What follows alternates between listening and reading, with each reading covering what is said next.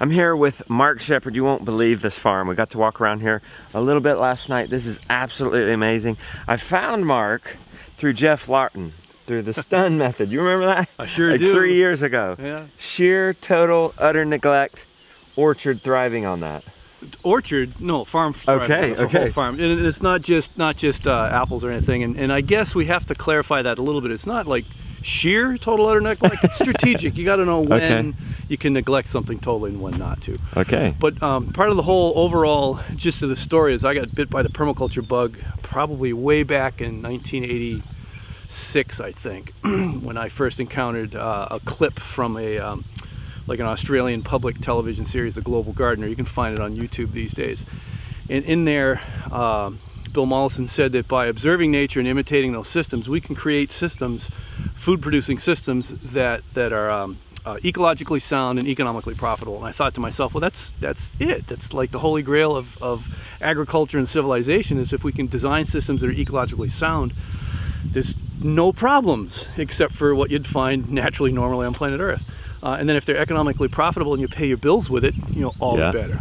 And Sweet. So through a long story, my wife Jen and I, we eventually got a piece of property in southwest Wisconsin, 110 acres of land. And when we got here, much of it looked like this over here. Is this your neighbor? This is the neighbor. Okay. This is 60 acres of, right now it's corn, soybeans, and hay.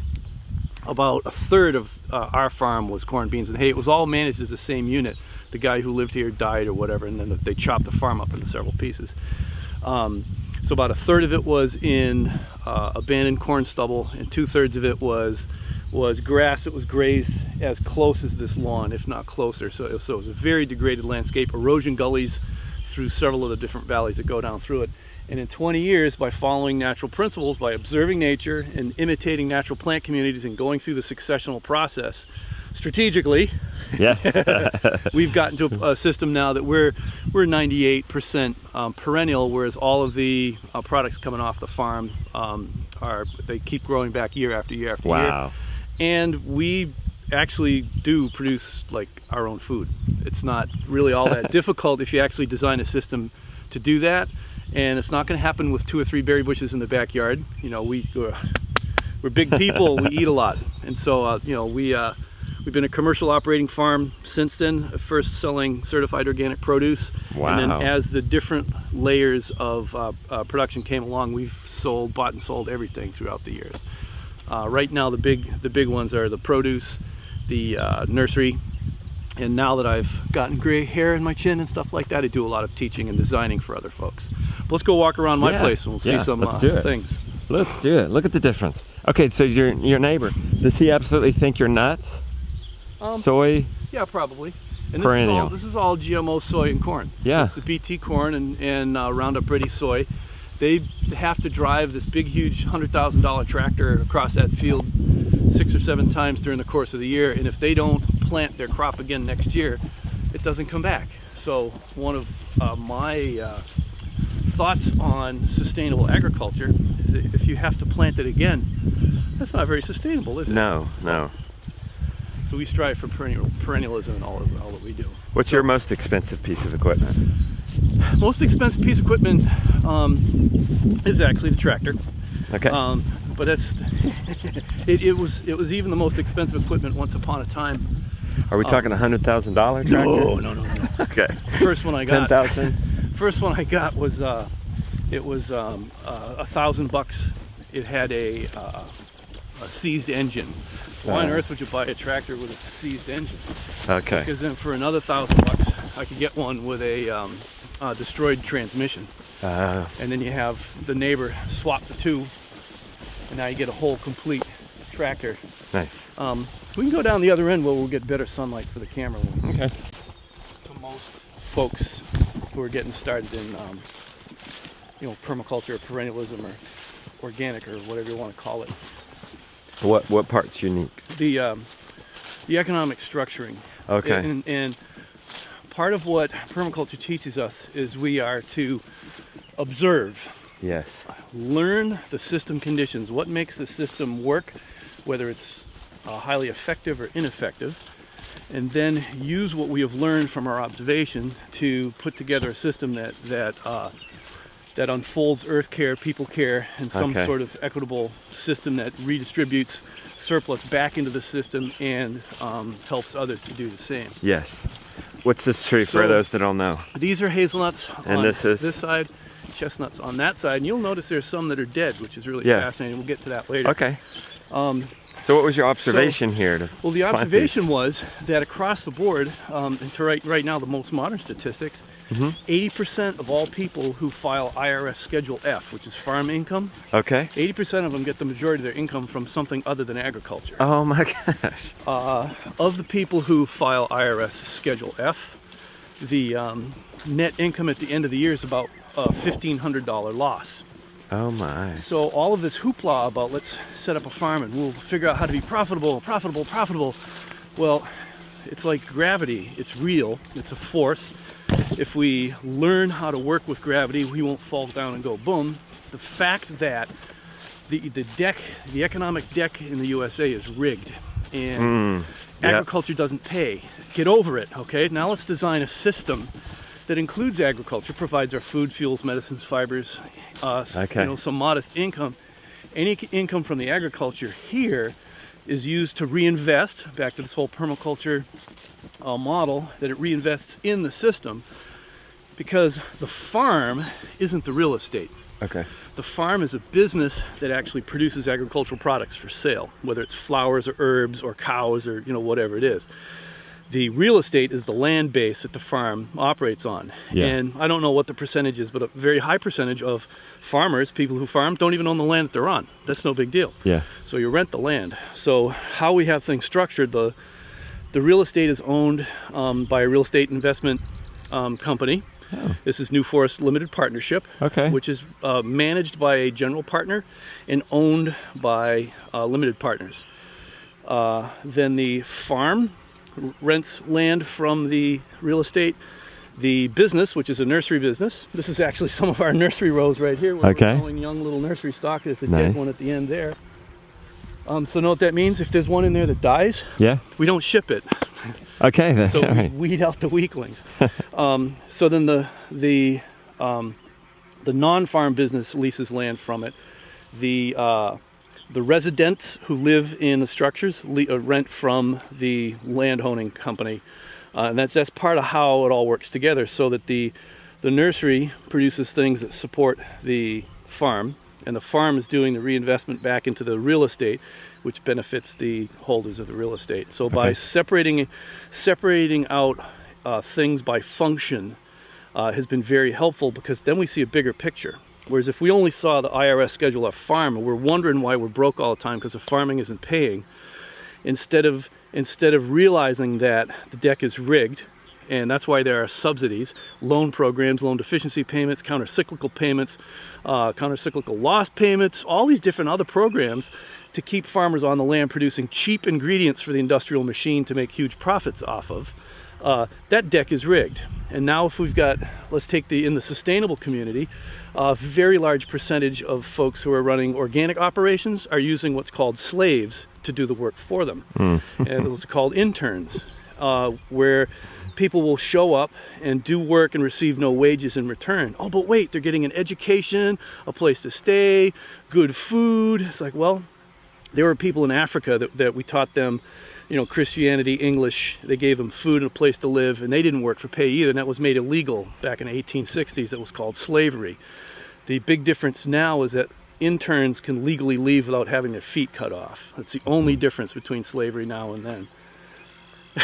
So that structuring, that economic structuring of the whole enterprise is very important to keeping it all together here through the 23 years that we've been here.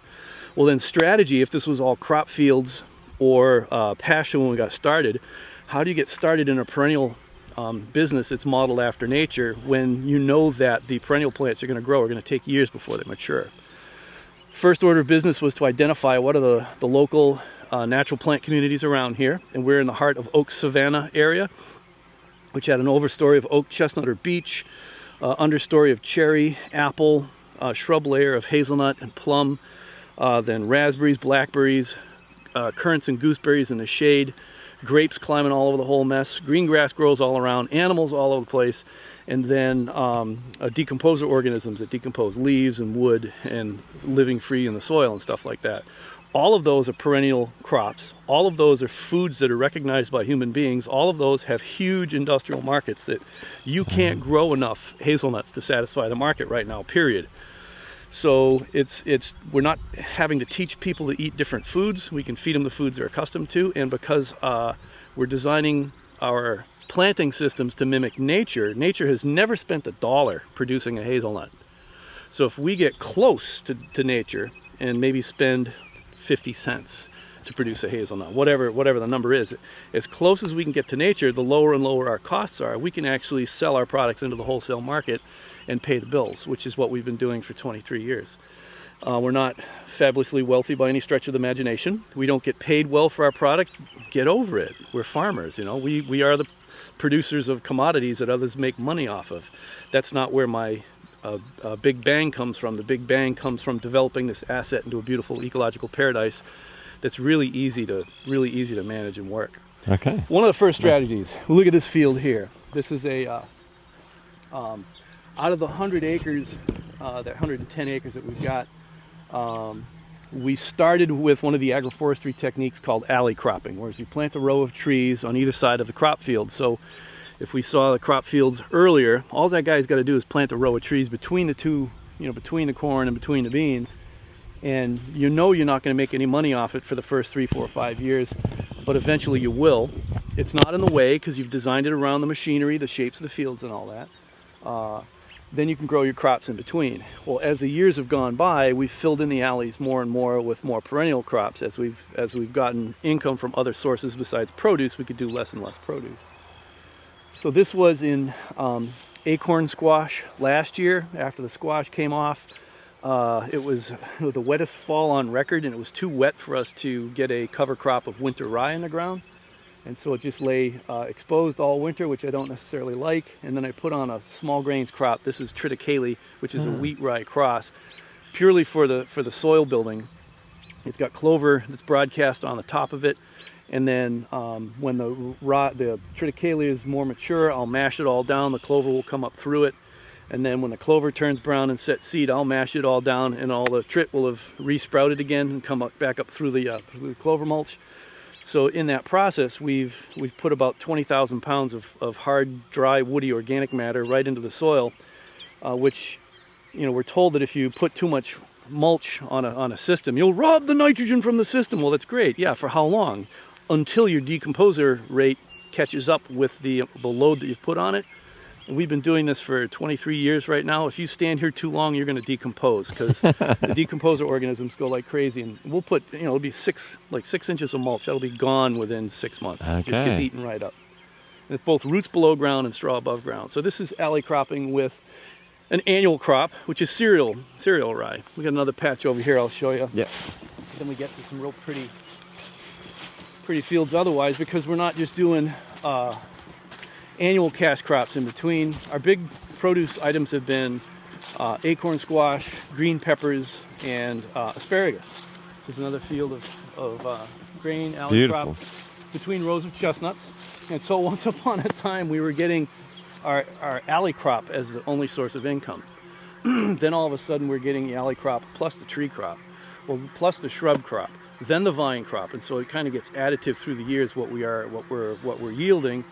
And then we now have options to choose. Do I want to even grow green peppers this year? It's like, no. I don't want to deal with 10,000 pepper plants that we've got to start ahead of time or hire somebody else to start them, and then all the hoeing and the tilling to get those in the ground. It's like, screw it. We can draw off of other parts of the system as time changes. This is alley cropping with an annual, and over here is alley cropping with a perennial. And you can do this on a smaller scale, homestead or backyard. The widths of the alley crop, the asparagus here, the widths are determined by the needs of the alley crop plant, by the equipment that we use, and the eventual maturity of the tree crop on either sides.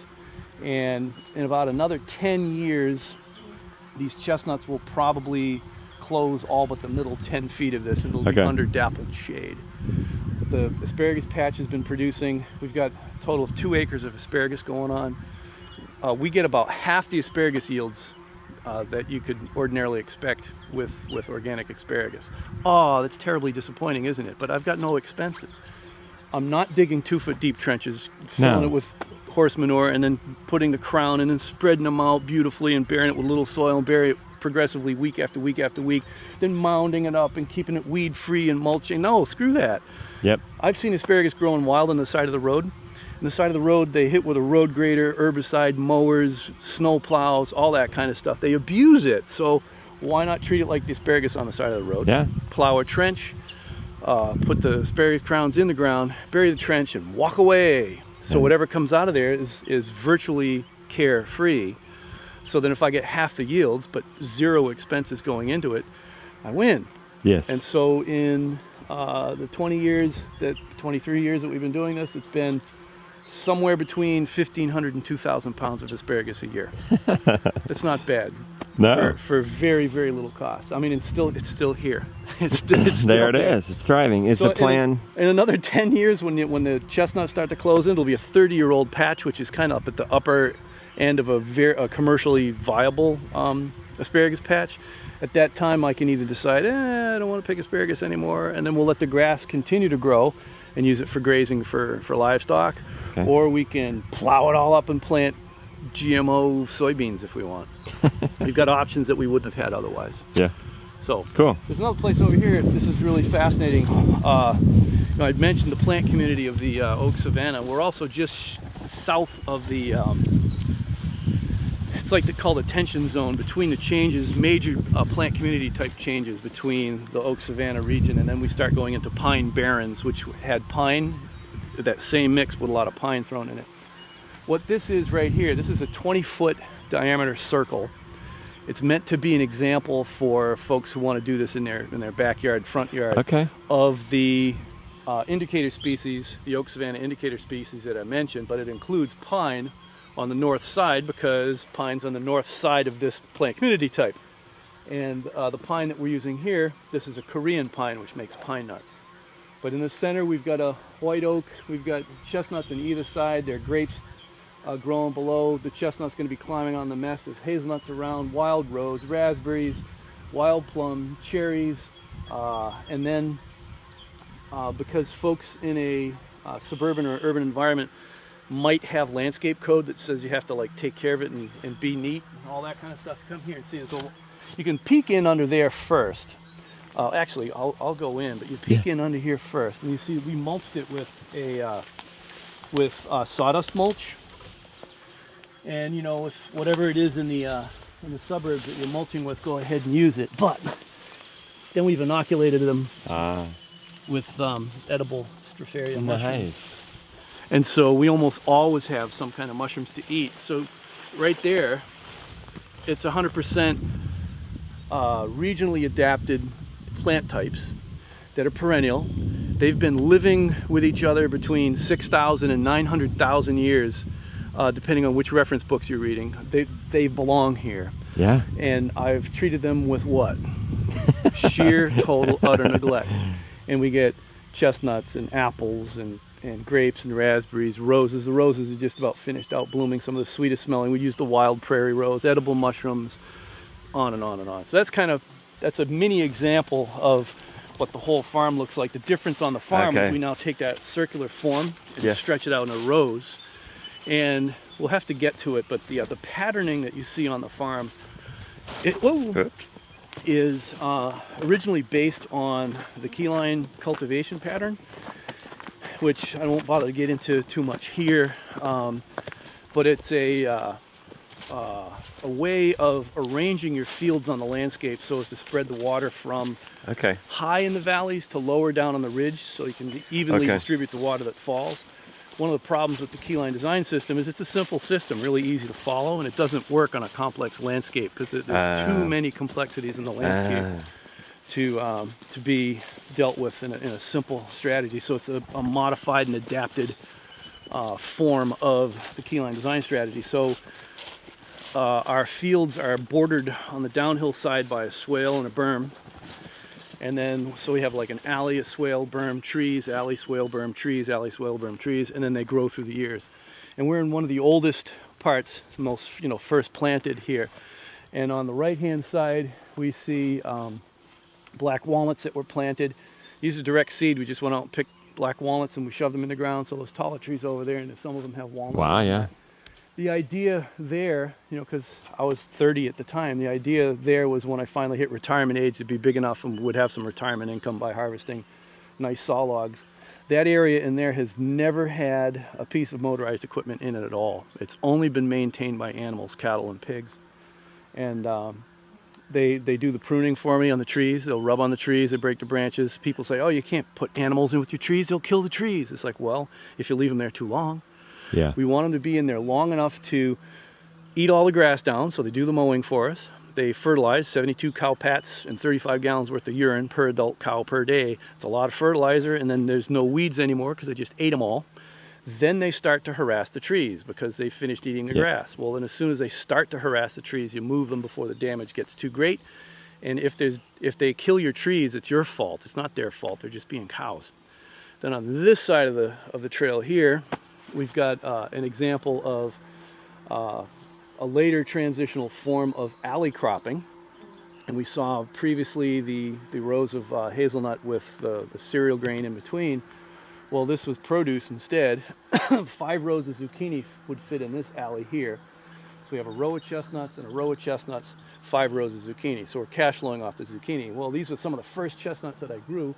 Then as the branches started to come out over the zucchini patch, we went down to 3 rows of zucchini and grew that in the middle. Well, then the trees got a little bit bigger, went down to 1 row of zucchini. Then it wasn't worth the time or the effort to prepare the soil for the zucchini, to do the weed control, and then the harvest. It just wasn't worth all the effort of having all that labor into it.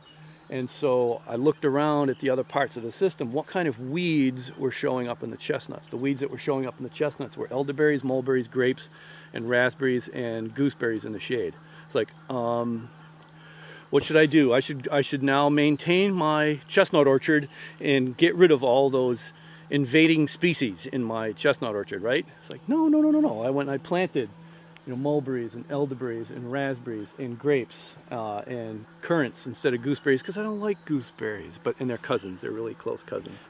And so what we have right here is this is a 23-year-old polyculture that's been producing just fine for 23 years, and there's plenty of grass underneath for grazing the animals in. This is primarily where we'll finish the pigs.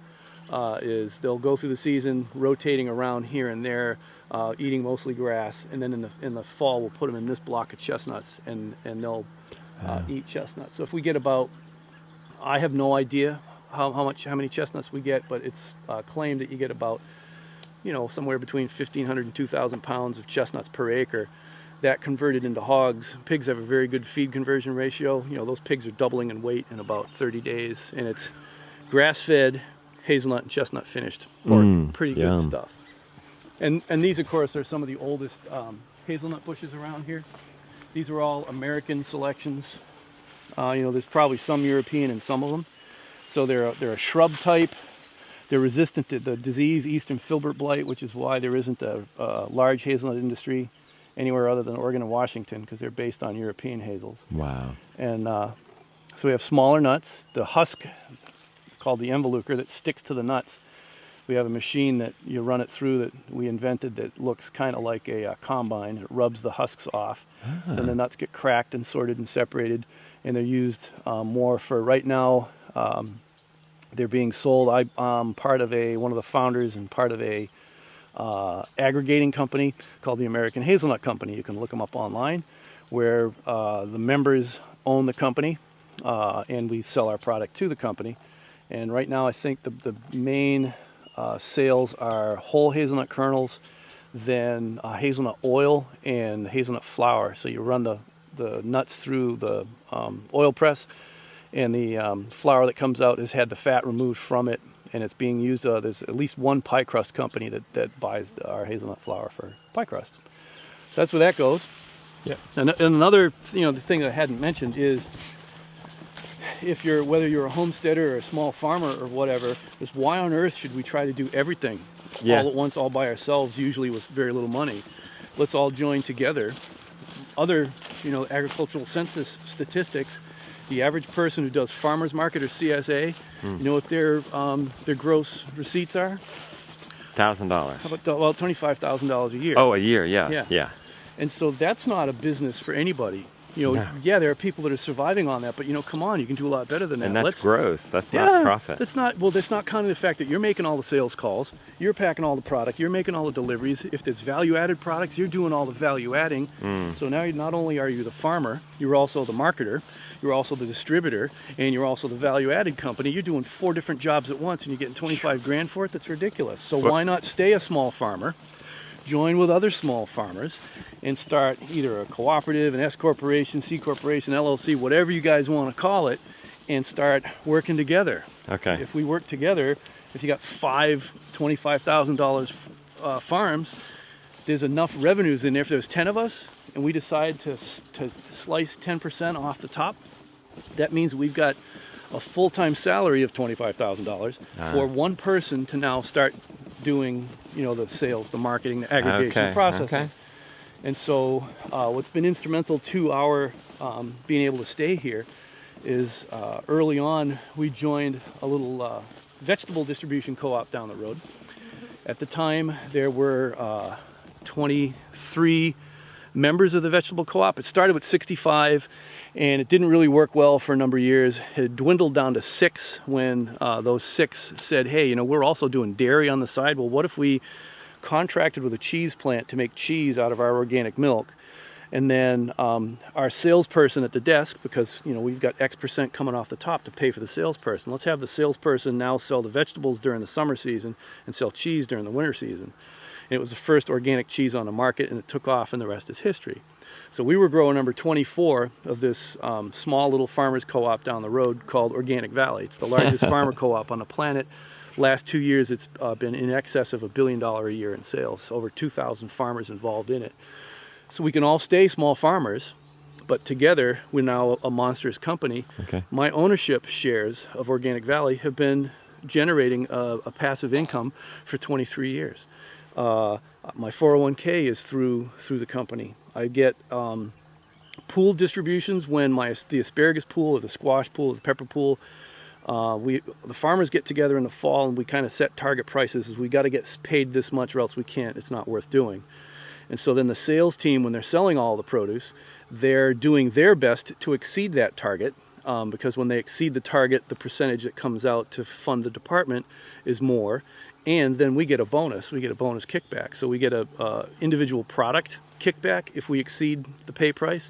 And then when the whole co-op as a whole is profitable, we get another kickback. So wait a minute, I'm selling my produce, wholesale prices, so it's terrible prices. Then I've got a retirement account, my membership shares, my pool bonuses, and my overall co-op bonuses. And so remember when I was talking about the fact that IRS Schedule F doesn't really pay? It doesn't really pay. This amount of money that I get for selling my produce doesn't really pay all the bills. Well, neither does this, neither does this, neither does this, neither does this, neither does the nursery business. All together, it adds up and it works. And they're all synergistic with one another. They all tie in. And so now we've got this American Hazelnut Company thing going on, and cross our fingers, if it does well and really takes off, there's another profit center coming in from owning a piece of a company that's buying my products and making them into some other value-added product. Okay. Cool. Where we are right now, you happen to have gotten here at a beautiful time of year. These are some of the oldest chestnuts here. I mowed this path because I knew you had like sissy town boots and you wanted to go for a walk and not get too wet. And they're blooming. The long white catkins are the pollen-producing catkins, and the little green, they're not really visible as spiky burrs yet, but the little green balls in with the white flowers, those are the females. They have a couple of tufts of yellowish white hairs coming out of it, and those will be the little green balls will turn into these big, huge, spiky burrs full of chestnuts. Now, when I got started here, I called Michigan State University for some information about chestnuts, because Michigan's one of the larger states in the country growing chestnuts. And I said, well, I want to grow chestnuts. Where do you live? Wisconsin. And the guy's like, oh, okay. I say, well, what should I do? He says, well, first of all, you go find the named varieties, grafted named varieties that have a proven production record over 20 years or so, and then you plant those named varieties in your orchard, and you plant the rows 30 feet apart, and you put each tree 30 feet apart, so it'll be about 50 trees per acre. So I'm kind of doing the pencil on the back of the envelope and kind of adding this all up. So I got 50 trees. It just didn't seem like enough. And when you get on 110 acres that was just like grass and abandoned crop field, and you're thinking 50 trees, they just disappear, you know? So I got these little trees in the ground, and they seem like a million feet apart. So I said, okay, well, what are the named varieties in Wisconsin that have the 20-year proven track record that'll work? Well, there aren't any. It's like, well, gee, thanks for the help, my friend. You know, and then what am I supposed to do? Once you got those proven track record varieties, then you take care of this orchard. You do these many fungicide sprays, these many herbicide sprays, these many pesticide sprays during the year for 7 to 10 years before you start to generate revenues. So, and you can go online and look this up. Look at the Michigan State University chestnut enterprise budgets. It's around $4,000 to $5,000 an acre to set up with only 50 trees. Then $3,000 a year for 7 to 10 years before you generate revenues. Now wait a minute. If my startup cost is $5,000 an acre plus $3,000 maintenance costs, but if we go 5 and then 3, 5, 6, 7, 8, 9, so $30,000, $35,000 per acre before I ever generate revenues. I couldn't afford that. It's just myself, my wife living in the house that we're building around us with a little baby and another one on the way. We can't do that. And so we had to figure out how to generate revenues, and that's where we bumped into the alley cropping idea. Let's grow stuff in between, and that's where our cash flow was coming from, was in the alleys in between. Well then, okay, what about the variety problem? How do we deal with the fact that there are no known varieties that do well here? And so once again, I go back to the permaculture thing. Let's observe nature. How does nature produce enough plant material so they can survive, windstorm, fire, tornadoes, grazing, browsing, earthquakes, volcanoes, pests, diseases?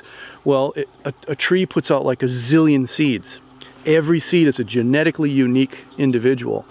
Out of those zillion seeds that go into the ground, they're usually really close to one another. There's competitive effects between them. There's synergistic effects between them and other organisms in the soil or whatnot. And the ones that are most suited for the site, the weather conditions, the disturbance regime, for real, no fake. I mean, all the bugs that come at them, these trees have to survive somehow. That's how nature does it. And if nature didn't work, this planet would have been a bare cinder when we got here. Mm-hmm. It works really, really well. So we figured we'd imitate that. So at first what we did is we got a wide diversity of chestnut genetics. I did this for all of the different woody species we're working with, pine nuts, hazelnuts, apples included. And you plant a zillion of these different varieties, most of them seedlings. Because we're told, oh, don't bother to save your fruit seeds because it doesn't breed true to type. It's like, excuse me, when was the last time you took an apple seed and put it in the ground and it turned into anything other than an apple?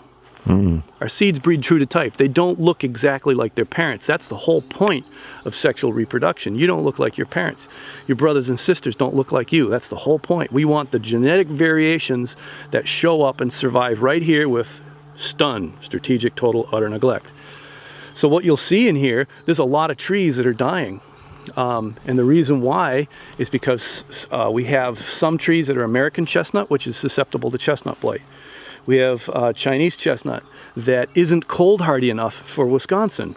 So how do you start growing chestnuts when the two varieties that you could use won't survive in Wisconsin? Well, we have a lot of European chestnuts that also are not cold hardy enough here. And then I got a whole bunch of different hybrids which are already crosses between Chinese and American and European and American, that sort of thing. Well, we breed them and you just put them in the ground, and the ones that die don't get to reproduce. If you look at like the one behind that one right there. This one right now is not contributing to the gene pool. And that's perfect. And so when all of a sudden the disease comes through, do I get all freaked out and, oh, I gotta prevent the disease? It's like, no, that's reality. I'm not gonna prevent reality.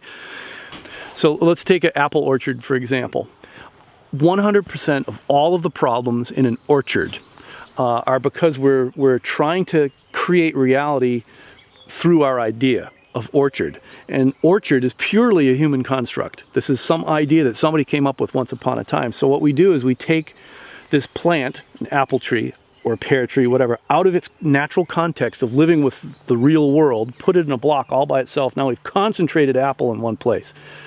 What does it do? It attracts all the pests and diseases that attack apples. And so when a pest comes in, so, oh no, we have a problem. Well, the problem was caused by the fact that you had this idea of orchard, and it's not real.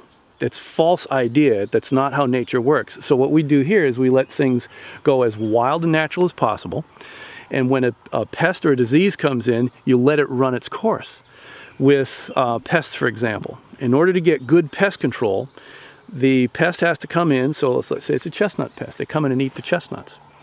The population booms because there's no control mechanism in place. You need enough pests in order to feed the predators of the pests. So if I sprayed to get rid of the pests, I'd never have enough pests to feed predators. And then so on up the food chain. So what'll happen in the early years, you'll have amazing amount of pest pressure, and then it drops down. Does it go away? No, it's always here. We always have the pests. All the apple pests in the world we have. But you get a lower level than you would have in the early years. Same with the disease. Now with chestnuts, it's really fascinating is with chestnut blight in American, it's shown that it's the genetic resistance within the plant. Same with eastern filbert blight in hazelnuts, is it's something genetic within the plant that allows it to survive against that disease. So my idea in the early years was with the Chinese genetics, let's get some Chinese genetics in here to be disease resistant to chestnut blight, some American genetics in here to be cold hardy, and you cross the two and then we'll have these chestnut trees that are adapted and survivable. And what I'm finding out is the ones that look more American, it's almost you know, here anyways, from this one little experiment on 100 acres, like tens of thousands of trees, if it looks like an American chestnut, it almost guaranteed that it's gonna get the blight. It's just what's happened through the years. Whereas if it looks more Chinese, it's more likely to resist, sometimes for a period of time before it succumbs to the disease. Now, how can I ever know that my plants are resistant to a disease unless I have enough disease around? So I want to make sure that there's enough disease around to properly infect my other trees. And so you'll see a lot of dead trees, and they kind of thin themselves. They just get the disease and they die back, and then they don't contribute their susceptibility genes back to the gene pool. And we keep saving our seed and keep rolling forward. And we've got some really productive trees. We got some duds, and when you got a dud, you cut them down, you put them in the wood stove, keep you warm in the wintertime, or you inoculate them with mushroom spawn and grow mushrooms. You never have to come in here and mow this. I do just before harvest. Okay. I'll do just before. But you're talking about just this lane. You're talking about just where we're walking. Yeah. Or do you mow around the trees too? No. We'll leave in the trees. How about when you start them from seed? Right. Are you just putting them out here, or are you starting them? Sometimes. In a nursery. What I did at first, you see the currants in the understory. Currants are very shade tolerant, and look at the grapes climbing on the currants. Did you plant those, or did those come? Yep, okay. I planted those. Cool. And so I started with screen protected nursery boxes with a 1/2-inch diameter hardware cloth on the bottom and the top, make like a sandbox. A good place to go, if you go to Little House on the Urban Prairie, Chestnuts and Hazelnuts for the Future. It's a blog post from years back where I think the guy, he most accurately described how I do a nursery bed. He did it in a 5-gallon bucket. I do it with 2x10 boards and buried in the ground. So I'd have a high density, like a 4x8 area. I can put 1,000+ chestnut seeds in there, let them grow for a season, then the next spring you plant them out. And one of the first things we select for in our chestnut trees is early reproduction. It's called precocity in a plant. And so with chestnuts, if they don't reproduce within 3 years, cut them down. Because I want the ones that reproduce really fast. I even have chestnuts here that are disease susceptible. They get chestnut blight, but I still keep saving their seed because they produce seed right out of the ground. So imagine a chestnut tree that sprouts and puts on a seed right away. That's productivity. We can breed plants, woody plants, trees just as fast as we can breed annual plants. And here's a question. It's not a trick question. I asked this guy the other day. How long does it take to find trees that will reproduce in 1 year? 1 year. Wow. How do you find them? You plant 10 million seeds. And if they grow and they flower, there you go. Now you have your rapid kickstart to tree reproduction. You can't do this. Back to my Michigan State University thing. So they're telling me to put 50 trees per acre. So I did that. Okay, so now I've got my 50 trees per acre. The second year I had 2 of those trees, because a lot of them are seedlings, because there are no grafted varieties that will survive around here. 2 of those trees flowered the second year, and they were like 800 feet apart. And it's like, chestnuts are mostly wind pollinated. They'll never pollinate 800 feet apart. I had to put trees closer together in the row. So the first year I was at like 30 feet apart. Then the second year is 30 feet apart. And that was when I discovered the first one's blooming. And the third year I went and I filled in the spaces halfway. So now everything's 15 feet apart. Then I started up on the ridge, putting them in 6 feet apart. Then I started back up from the bottom of the ridge, going like 3 feet apart. And then by the time I shifted to the north ridge, we're going double rows, 3 feet apart, with a stem density of around 4,000 stems per acre. How could I do that?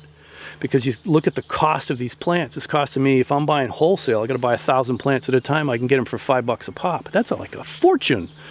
Well, if I was saving my seed from my early ones, and if you take these trees that produced in 1 year, right, put those seeds in the ground, you've all automatically concentrated the seeds that reproduce really fast, the trees that reproduce really fast.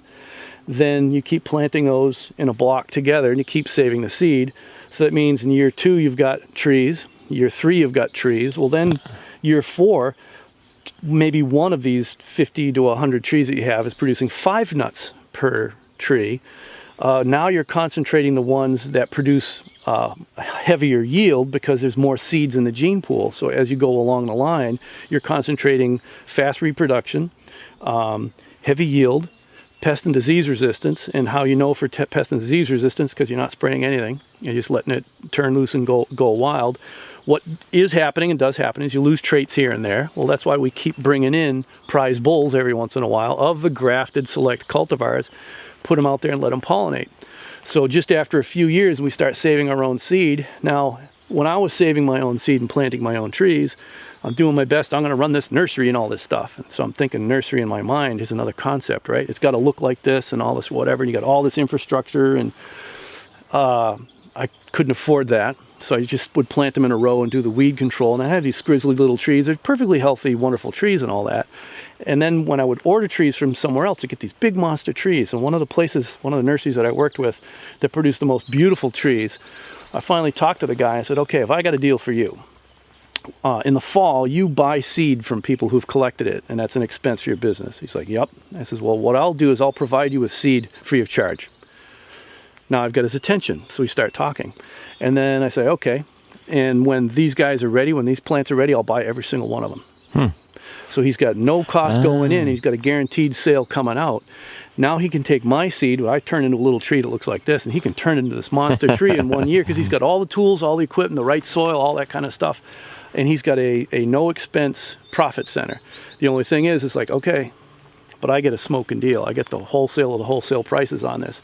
Yeah. And so then what plants I don't need here to replant are then the plants that I sell, the surplus that I sell. So this is back to the whole permaculture idea of when we have this surplus, it now goes out to help others do the same. And so there's been people buying Forest Agriculture Enterprises nursery stock for 15 years now. Yeah. And this is where it comes from.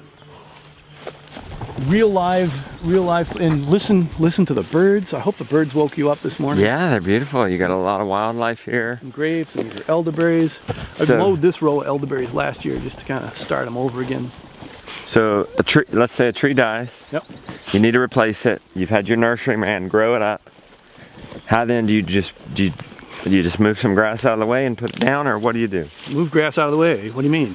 What do you do to take that tree from the nursery? Oh, you just take a shovel, shove it in the ground and step on it. Right in among it.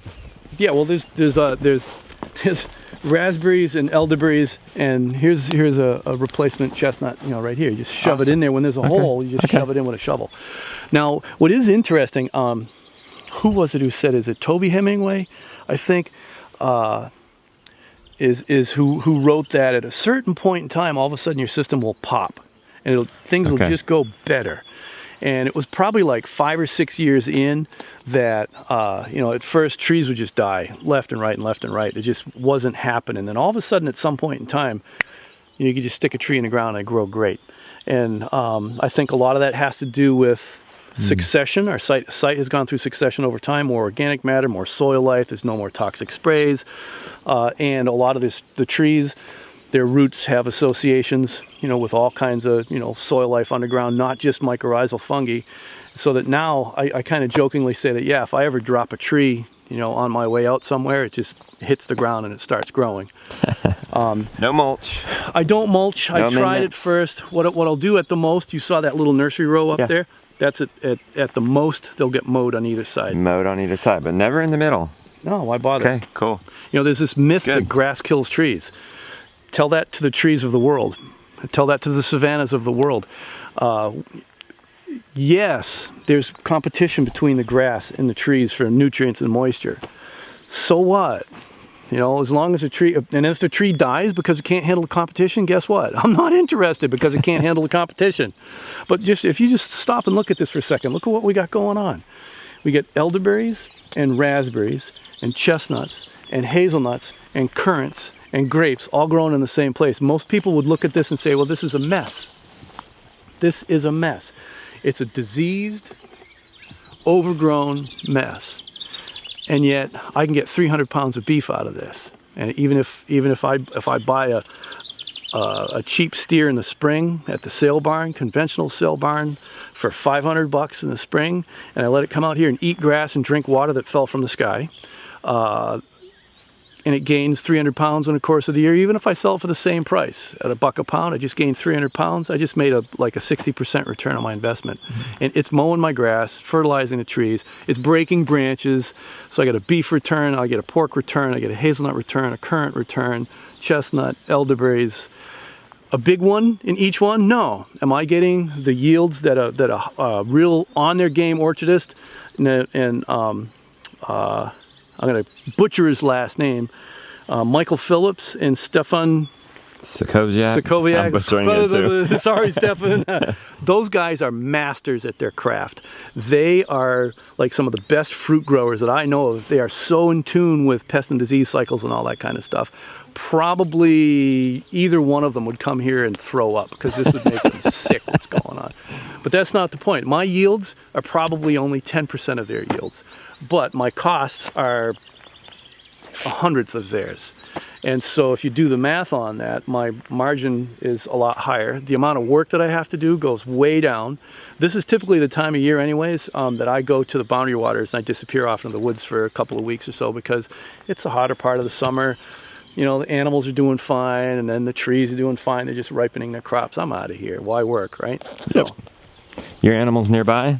Actually, we don't have any this year. Oh, no. You know, we got some guineas and chickens, but that's about it because we didn't need to. We got freezers full of meat. What do we need to raise more meat for? But typically we've raised cattle and hogs primarily. Okay. Anywhere between, you know, a half dozen and 25 or 30, you know, steers.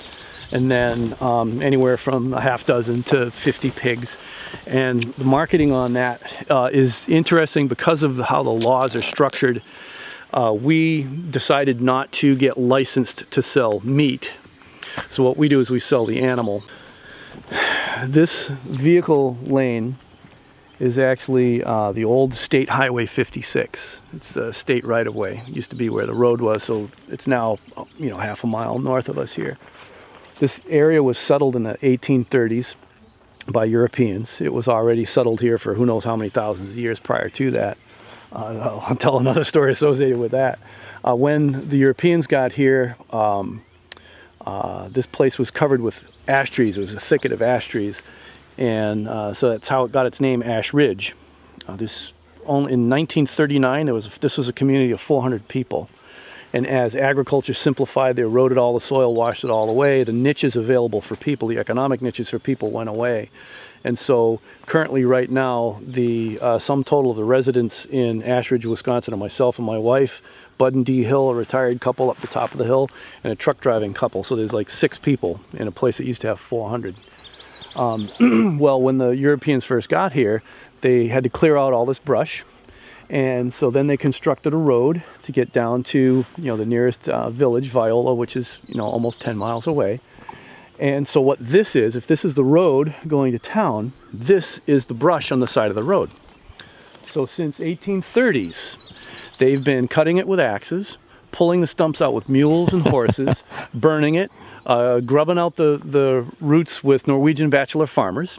And then later on, as things progress, everything on either side was then corn and oats and wheat and stuff like that. And then dairy cows and grazing. Well, then as technology progressed, then they come by with the mower, the brush hog, and they start brush hogging on the side of the road. Well, then technology advanced even further, and they have what's called a wet blade, and you put a little herbicide in the tub, and it applies herbicide as you chip the crap on the side of the road. Human beings have been fighting against nature here for over 150 years, and they've lost every single time. So this is an ecological model. This is an ecological model of sustainable agriculture. And what we have is we have two different species of hickory. We have cherries. We have grapes. We have mulberries. We have wild plum. We have butternut. We have hazelnut. We have elderberry. We have wild rose. There's 10 different edible food crops right there. There's 10 different food crops that we can grow in the same place with 150 years of trying to kill it. So if you're planting, think about this, if you're planting food plants and you're trying to keep them alive, you're doing the wrong thing. We want to have systems that are so resilient that we can try to kill them and we can't get rid of the dang things. And so 10 different woody species up above. Well, now what if we're grazing cows, pigs, sheep, I was going to say cattle, but those would be cows. Goats would like to do a lot more browsing than the cattle and the sheep would. Under the ground in here in the spring, you can find morel mushrooms. There's wild asparagus growing in here. There's gooseberries growing in under the shade. I'm already up to 16 different food plants in a system that they can't kill. You get that? Yeah. That's sustainable agriculture. So I'm not saying that we're going to design our farms to look like this, but these are the principles that nature operates by that we need to observe, understand, and then imitate. And then we can make it easy to plant, easy to maintain, easy to harvest, that sort of thing. But there you go. That is 150 years of stunna. That's it. Sheer total utter neglect and abuse. It's been abused for 150 years. Stunna, huh? Stunna. And this is it. This is the original, or you've planted something there? Nothing. I've done nothing. Nothing. To this. Oh, there's raspberries. And you'll come and harvest out there? Whatever's in there. Sure, you bet. And you keep it. It's your well, you can't get rid of it. It's an example. Well, that's right. It's an example. You're exactly right. It's your study. Here's elderberries getting ready. Wow. The grapes. Look at the grapes right next to the. Oh my gosh. And so we got nettles for greens in the spring. So there's 17, 18. There's bloodroot, which is a natural antiseptic that's going on in there. So it's 19. So all you're doing is saying, what is like this that I could intentionally do over here without the work? Instead of wild crafting, yeah, which this is wild crafting. If we go out here and we find stuff and we pick it when it's ready, we'll do a hyperactive wild crafting situation where we just saw where we're up in the chestnuts, where we got the chestnuts and the currants and the elderberries and the grapes and the raspberries and the mulberries and the grass all in the same row. So if we got 6 above ground woody plants and then 5 different types of livestock moving through it, there's 6 plus 5 is 10. 11 folks. That's very similar to this. Okay. And you saw how crazy and woolly it looked, except that was designed and this wasn't. That was designed for our convenience, really. We're the ones that want things to, what do you look at? Wild, designed. Yep. And that's what's really great about this. Think about the zombies. When the zombie apocalypse happens and you got these people, bluebird just flew by, going down the road, they're going to be looking for, they go by miles and miles and miles of corn and beans, and there's really no food out there. They can't really harvest it anyways. They'll die of malnutrition if they eat just corn and beans. They're looking for somebody who has a garden. So they're looking for some happy homesteader that's got the potatoes and the tomatoes and the zucchinis and the 50 different varieties of this, that, and the other thing. There's a garden. So they go set up camp. They, enslave your children. You guys get in the movie. Whereas they drive by here and they go, that's just a brush on the side of the road. And they drive right by. That's some security. They don't realize that we're surrounded by food. Oh, watch out for stepping in holes. And it keeps, who cares? And if they did rob you, they move on and it comes back. What's one of the interesting things about the oak savanna, which we modeled the system after, is that the savanna biome worldwide, it doesn't matter what particular species type was a savanna, they're totally adapted to fire and aggressive browsing and grazing. And so if the Canadians invade someday and they burn all of our crops, ours come back next year just fine. Thank you very much. Let's go this way. And speaking of grazing and browsing, the savannas of the world are actually they're the biome that produces more mammal biomass than any other biome that's out there. Classic is like the Serengeti. You think about the Serengeti with the diversity of wildlife that's out there. Now imagine this is the upper Midwest USA. It's humid, it's temperate, not as hot as Africa, not as cold as the Arctic. Mm-hmm. Well, it is cold as the Arctic for a shorter period of time. What was the dominant grazing animal right here before people got here? Buffalo? Good guess. I'll give you one more guess. Wild horses. All right, one more guess. Wild cows. If you go to the field, Deer. If you go to the Field Museum in Chicago, oh, hang on a second. I gotta smell my. Just love the smell of milkweed flowers. This year is the fewest monarch butterflies that I've ever seen. Is this year?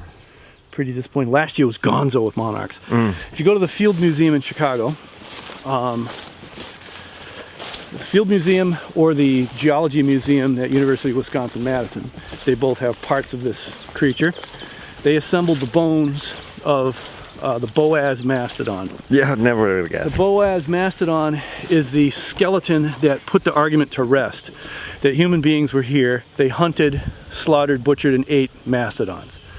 Boaz, Wisconsin is over that ridge 5 miles. This is where they found this thing. We are in the elephant savannas of North America. Elephants. This should be teeming with elephants, with 2 species of giraffe, 2 species of giant armadillo, 9 species of ground sloth, camelids, you know, horses, all these different, you know, deer, elk, both grizzly bear and black bear, all could have been here for as long as, you know, this place has been here. These are the same plant community types that fed those animals. These are the same species that have been here, you know, ever since those animals were here. So, you know, the whole Pleistocene megafauna was supported by these type of plants. Just real quick, let's come over here and check this out. Notice where we are.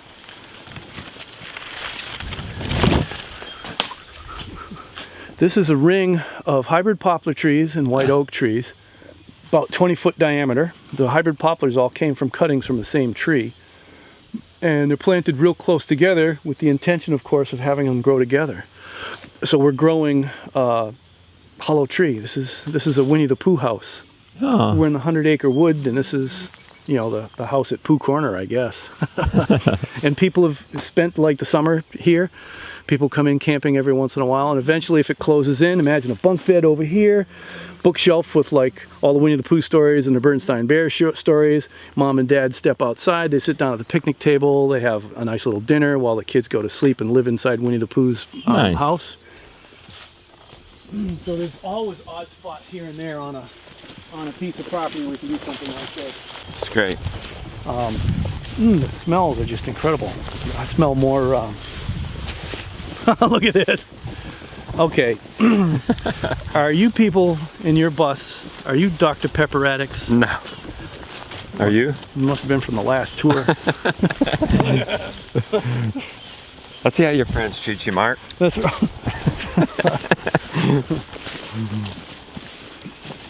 Oh well. So if we look across this part of the farm here, this is we've been through an area that's been dominated by chestnuts. We have other areas dominated by chestnuts as well. We have other areas dominated by apple trees. So we grow the entire plant community, the oak savanna plant community, on every place. However, we'll go heavy on whatever the species is that we want to harvest the most efficiently. So here, we call this it's the hazelnut savanna. And if you look across the valley that way, this one big, huge, gigantic, dark green clump of tree vegetation, that's 3 big oaks. They're about 60 feet apart. The grass underneath it, look how it's a little bit greener. It gets greener earlier in the spring, stays greener later in the fall. And it dumps thousands of pounds of white oak acorns every single year. And the deer hang out there and gobble them up. The turkeys hang out there. Well, in the hedgerows along the fence line between us and the neighbors, there's wild crab apples, cherries. You saw the stuff, the grapes, hazelnuts. So this was an oak savanna, because those trees, their trunks are like 3 foot diameter plus. And so that means they're probably 300 years old, 200 years old.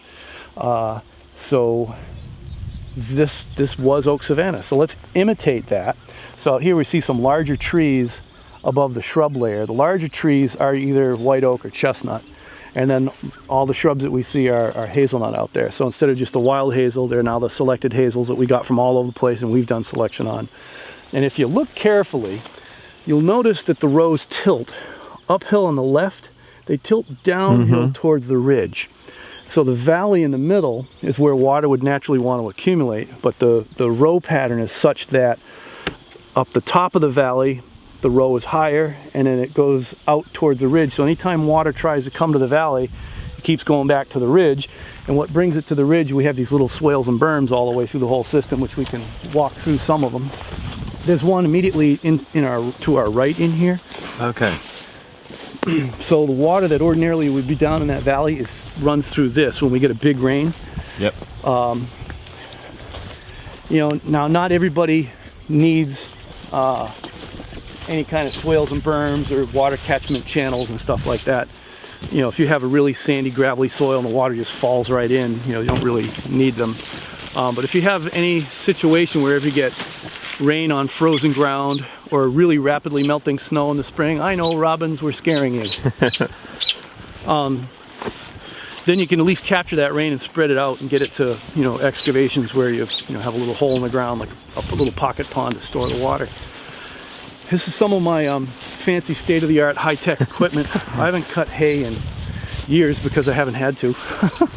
You run there when you have livestock? Do you keep them through the winter? Most of the time, no. Okay. Most of the time, no, because it's really challenging to keep water liquid in the wintertime. Just buying them in the spring and sell them in the fall.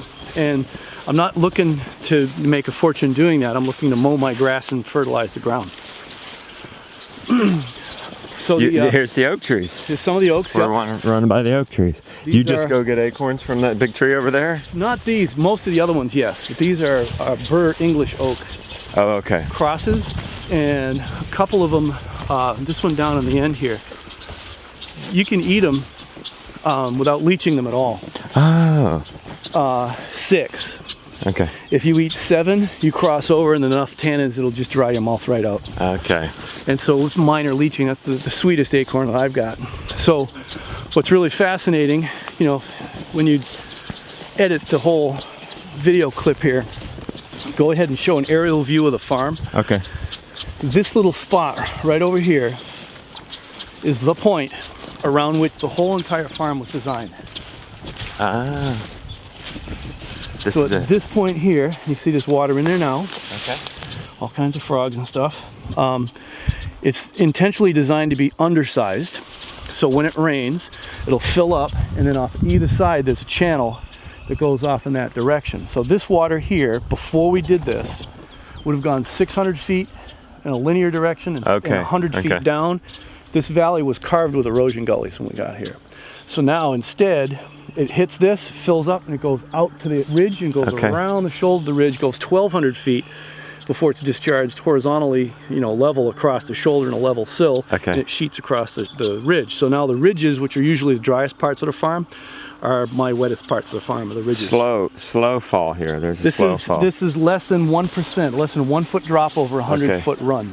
Yep. So it goes right where we were just walking. It's to the left in the tall grass. This other one will be easier to see over here.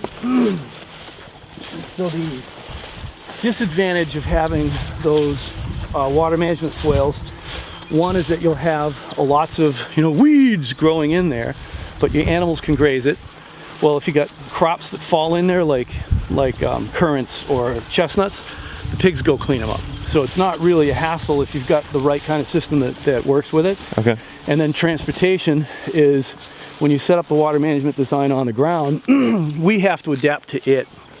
Because if we don't, we have to build structures to cross over berms and stuff like that. So you can notice everything's an alley, swale berm trees, alley, swale berm trees, the whole entire farm that you see.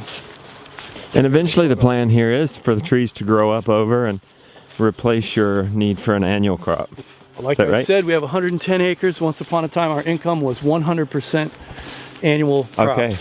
And we've transitioned now that we only have 2% of the land is in annual crops at all. Is your goal 100% or 0% annual?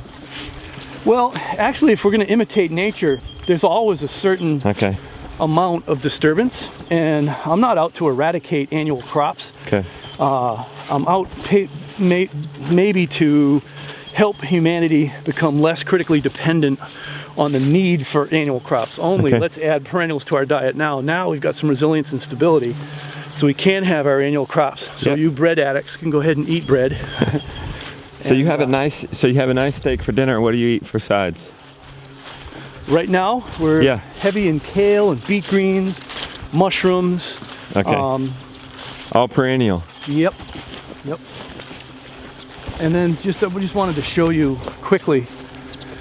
This is a 20-year-old, never been maintained swale and berm system. We go down through here. It's barely even noticeable, guys. It's just like, so this water, when it hits the crown of this hill, will go this way. Okay. It goes down in that valley or goes down in this valley. Instead, it hits this, puddles, and it channels out to the edge. Go out here.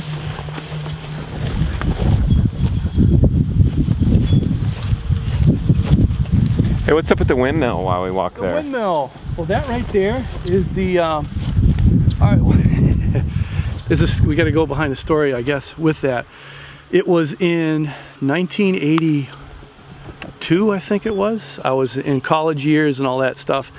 I said, you know, this renewable energy is what it's all about, and I'm going to commit to myself that I'm going to go 100% renewable energy. I will not be grid connected ever again. Well, it was pretty convenient being a college student. Everything's in my backpack. I'm not connected to the grid. I got no electric bill. So then my wife and I homesteaded in Alaska for 8 to 10 years. Depends on whether you're counting summer to summer or winter to winter.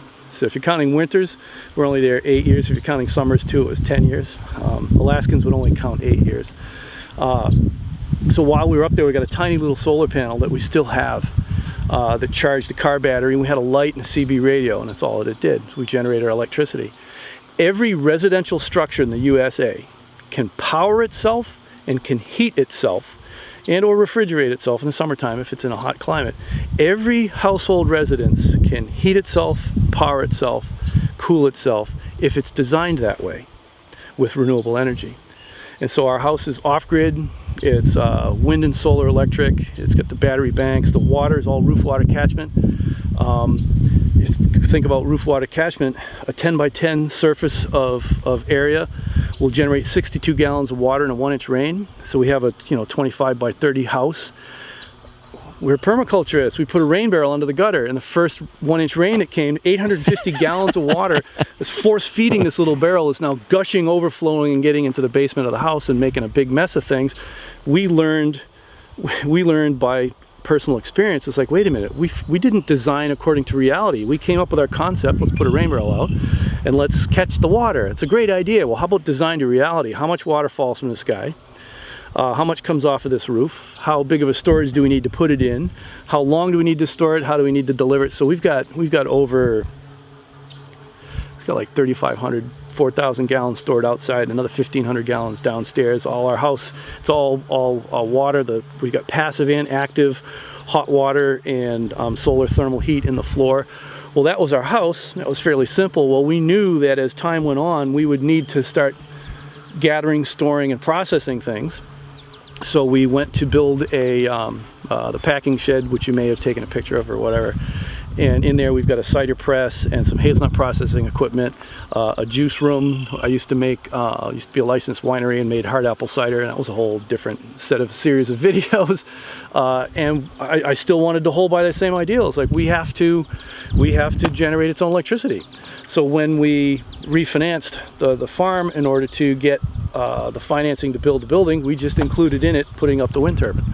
And so there it is. It's probably not putting it out right now, but its peak is 10 kilowatts of electricity per hour. It's probably 2 or 3 right now, and that's enough to power everything up there. It's grid connected, and because of the crazy laws, the electricity has to go to the power company first, and then that's a credit that goes to our account. Then they sell us electricity back. We can't just run this directly to the building, and so that's just stupid laws that should be fixed. So we're a net producer of electricity. We're a contributor to the electric grid. So there's no nukes here. But do you get paid for that when you give more than you take? Yeah, that's something that we're in not so friendly negotiations with the power company. Is that when I have a surplus of electricity I produce over what I use. Yeah. They just put it on a credit on my account. Wow, and you'll never use it. But the first month that I use more electricity than I produce, they want me to pay them right away. It's like, that doesn't really seem fair business. I'll just hold a credit for you, my friend. And you guys have the accounting system already set up. You can keep track of it. But they don't like that. And I'm not interested in playing the court game with those guys. Oh, smell the chestnut blossoms. That's really pretty. So this is the whole swale is coming along the side here. It's a big triangle, like about a half-acre triangle, bringing the water to the point. And so here we are out on the ridge. You got okay. Well, the ridge is the thinnest soil on a landform. It's the stoniest soil on the landform. Most eroded. Okay, now you can see it. And if you look at the ground, you can see all the yeah, I guess you can. I mean, look how wet comes to a point. Here. And this is the ridge. This is out at the ridge. And then you see all the berm on this next berm down. Oh, yeah. Perfectly level. So in the springtime, this fills up and this is a lake. Okay. And then it sheets over and goes into the next alley. And what you'll notice about the next alley is asparagus coming up this way. And then asparagus coming around this way. Well, why did we stop and why did we not put asparagus here? Well, we did. This was flooded out. This is asparagus rotting on the ridge because it's too wet on the ridge. Okay. So what should I do? Too wet on the ridge. Should I drain it? It's like, no. I'm going to build a pond up over there. That's just going to dig that one in. That's a pretty good view there. Oh yeah, this is a good. Can you guys see that? Coming to a point on the ridge. And it's designed around the turning radius of the tractor. Ah. And then every time that the tractor can't turn, it gets a little tighter, I pull up a little bit more and there's another spot for a ridge pond. Or a specialty planting, or a Winnie the Pooh house.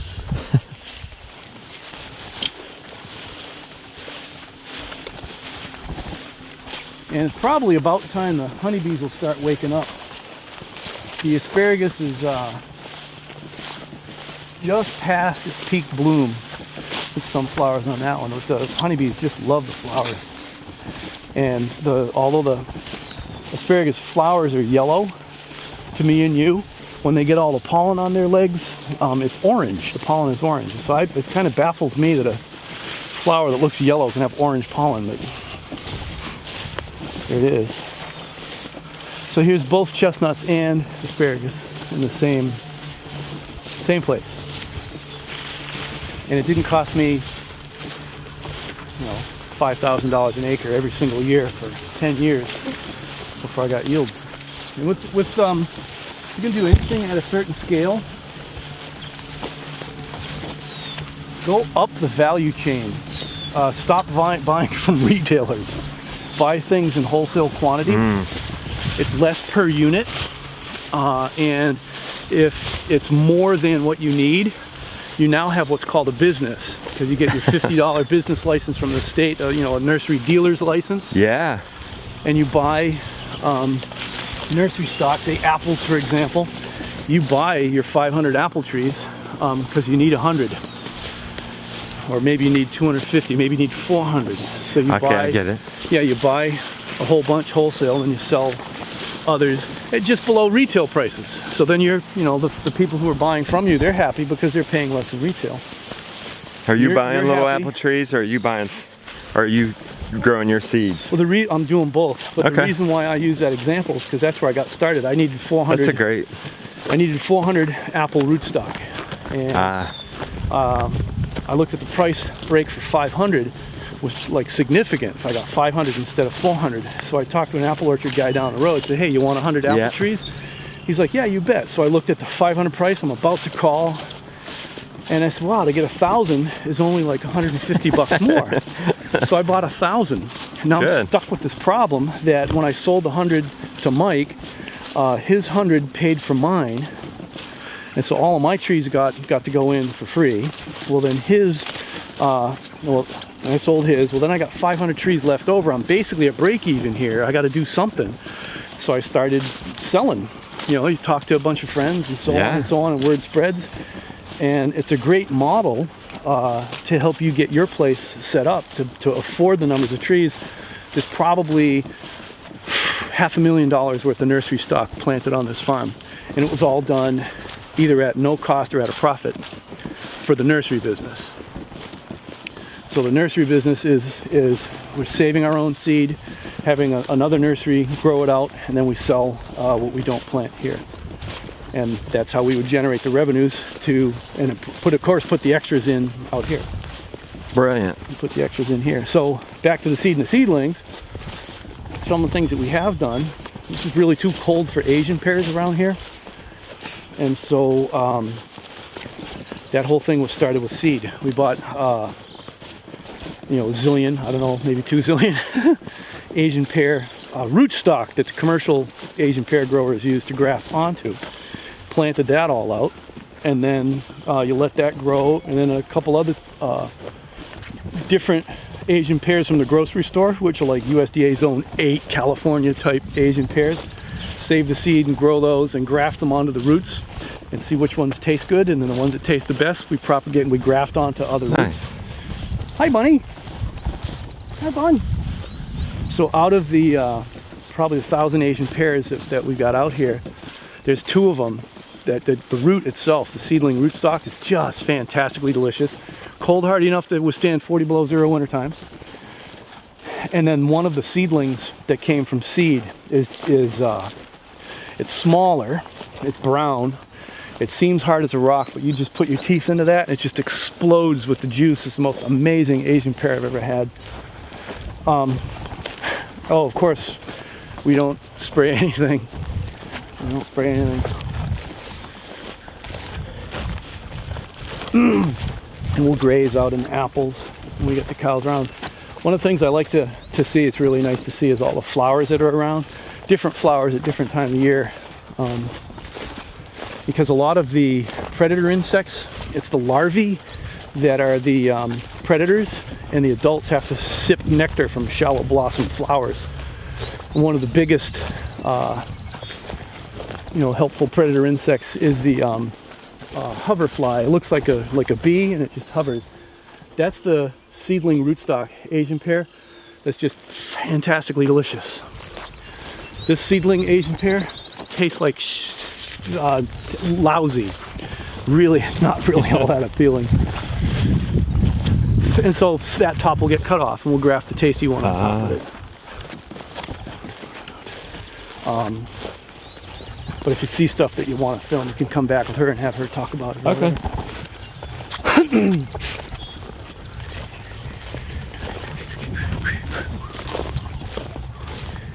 There's a row up here. It's also, this is seedling apple. This one right here, we call it lace because it was originally marked on the side of the road with a bootlace. It produces apples, very few pests and diseases bother. It doesn't look like there's a lot of fruit on this year. You can slice it and put it on the table. It doesn't turn brown, it'll dehydrate. They've genetically modified an apple to do the same thing, and it's patented, and every time you buy an apple somebody makes $1 million or whatever it is. I don't know, maybe they genetically inserted scorpion venom into it or something.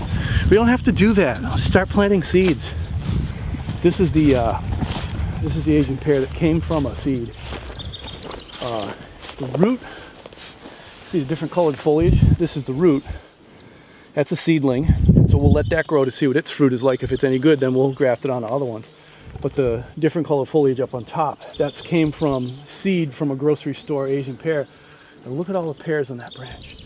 And these are delicious. And I got this whole row grafted to these guys. So we got maybe 40 or 50 of them. We're coming into our backyard from the backside. And you can see down there a little mini windmill, our photovoltaic solar panels. And starting in this area right here, a zone right around the house.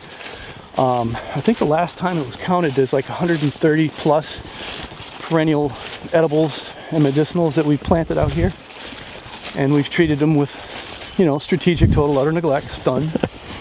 Wouldn't expect anything less from you. Chestnuts and the cherries. It's been a really wet summer. We have had a crazy gonzo cherry year, and we're done picking, and so now the ones that are on the tree are starting to rot. There's grapes trellised on our plants. And another thing that the kids got to get into are the mulberries. Oh my goodness, when the mulberries are falling off the tree and we have pigs, the pigs won't be anywhere else but under the mulberry trees. So you got the currants growing in the shade under the mulberry, grapes trellised on the mulberry, apples, schizandra, chipmunk, Arctic beauty kiwi, apricots, which also don't grow this far north. The apricots are probably getting ready to fall from the tree. If you see way up there, look at this bunch up in there. Wow.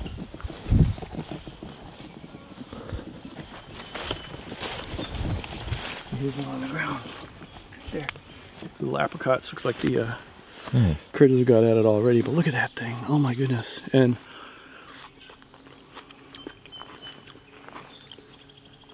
what do you do with this? Plant it. You go throw it somewhere and give it a chance. So I'm gonna go give it a chance right over here. It's rolling. Oh, so I guess what I forgot to finish earlier was talking about the pigs. Instead of being licensed to sell meat by the retail cut, and having to go through the USDA inspection process and all that sort of thing, we sell an animal, and so customers will call wanting pork, and they pay a deposit, which allows me to buy the piglets, and then we'll raise them, put rings in their nose so they don't plow up the pasture. They eat grass all summer.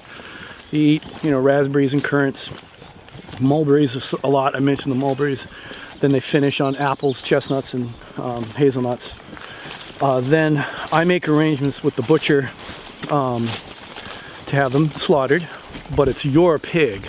So the slaughterhouse knows that you're gonna call, and you put in your cut list. You say these many bratwursts, this much sausage, this much bacon, these kind of chops, 5, you know, hot dogs in a package or whatever it is that you want, and you pay for the processing fee, and then I get paid cost plus for me taking care of your pig. So we're not selling meat, we're selling pigs. I'm going to spit out a cherry pick. Management. These are just beautiful. One of the things, you know, we're here, just briefly mention it quickly, this tractor is converted to run on straight vegetable oil. Oh, sweet. Now, I could have bought a kit on my own and tried to figure out how to install it on my own and you know, troubleshoot it on my own and all that kind of stuff. But when you collaborate with others, you can do things that you can't do alone. Yeah. So within Organic Valley, there was a group of us called the Farmer Renewable Energy Program. Our group is called FREP. And so as a group, we contracted with the company that manufactures the conversion kits, brought their engineer over, and then we went to the shop at Organic Valley, and in the shop at Organic Valley with the technician who designs and installs these systems with all of the tools right there, in the course of a week, converted the whole internal fleet at Organic Valley to run on straight vegetable oil, and personal tractors and trucks and cars of a bunch of people. Well, now going to the store down the road, the Chinese restaurant, and get the fryer grease, it's a really cute idea, but that's not a fuel system. So we've got growers within the group that are growing camelina or sunflowers, We have a truck with an oil press on it, and the oil gets pressed and gets filtered, and then the oil, some of the folks sell their oil to a potato chip company where it actually produces food by cooking potato chips, if you call potato chips food. Then the oil comes back to our group. This other guy filters it and dewaters it and then distributes it to the farmers. So we're producing our fuel. That's a fuel system, not Sweet. like a cute little idea where you go get the fryer grease. And so that's the tractor. Quick, brief, another, Nice. non-fossil fuels that actually doesn't take food away from people. So then here's a place in the background. We can take GMO corn and beans and at a profit over the course of 20 years convert it back into a restored ecologically functioning oak savanna with all the indicator species and the flowers and wildlife that go along with the oak savanna. Thank you, Mark, for your time. Thank you for what you're doing here. It's absolutely beautiful. Welcome. Let's do a left-handed shake. Cool. Thanks for All being right. here, Justin. Yeah. Yep. Bye-bye. Mark, if people want more of you, you wanna stop? People want more of me. If people want more of you, I'll have to gain weight. you'll have to gain weight. Where do they go? And what can you offer them? Well, Restoration Agriculture Development. We're a consulting and design and installation firm. We do everything from farm and homestead design to earthworks installation. We do a lot of aquatics, aquaculture systems. Interesting statistic. In the USA right now, ponds that are 1 acre in size or larger that have been constructed, built ponds on people's farms and whatnot. If we were to do intensive ecological aquaculture in those ponds, we'd have enough protein to feed everybody. So why aren't we doing more of that? So we do a lot of that. That's restorationag.com. Then the tree and shrub nursery, where we're selling our cold hardy pest and disease resistant seedlings. We're a networked nursery, whereas we have other collaborators that are doing similar things in different regions. And so no matter what the edible woody crop species is, we have on the ground selection in that region. So if you're, for example, from Georgia and you order pecans from us, we're going to give you the Georgia cultivars, not the the northern Iowa cultivars. They will have been bred and selected near you somewhere. That's forestag.com. But an ongoing educational information that's online, much of it is free. We're called the Ecolonomics Action Team. That's a contraction of the word ecological and economics. We do between 12 and 16 live webinars every single week that be a member of the Eat Free community. I think it's ecolonomics.org to go join there. And there's different levels, there's more information available to you. We have thousands and thousands and thousands of hours worth of archived webinars on how to live this way. Everything from finance to aquaculture to controlled environments, greenhouses, chestnuts, hazels. I've done a forest ecology curriculum, a graduate level forest ecology curriculum that you can participate in online, so go check that out. All of our instructors are doing what they teach. We don't have people who've just researched it and are repeating information that they've heard. We're not just like an empty blog site where we're sending out these really cute posts. We're people who are living this way and teaching others how we do it. Cool.